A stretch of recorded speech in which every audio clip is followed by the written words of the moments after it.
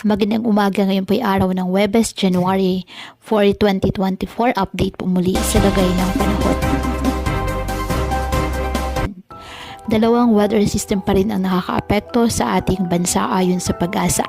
Una dito ang northeast monsoon o amihan kung saan nakakaapekto sa Luzon, habang easterlies nakakaapekto sa nalalabing bahagi ng ating bansa. Samantala, wala naman tayong bagyo o low pressure area na minomonitor sa loob ng ating PAR na maaaring makaapekto sa lagay ng panahon.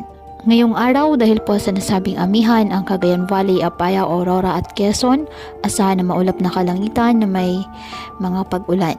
Posible ang mga pagbaha or landslide lalo na kapag moderate to at times heavy rains. Habang sa Metro Manila at sa nalalabing bahagi pa ng Luzon, bahagi ang maulap hanggang sa maulap na kalangitan with isolated light rains dahil pa rin po sa northeast monsoon, at ang nalalabing bahagi ng bansa, bahagyang maulap hanggang sa maulap na halangitan with isolated rain showers or thunderstorms dahil po sa easterlies at localized thunderstorms.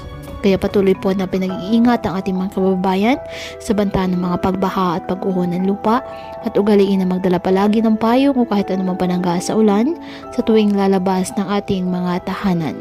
At yan po muna ang update sa lagay ng panahon ngayong araw. Muli patuloy po tayo na mag-ingat at palaging tandaan, God loves you. Stay safe and God bless.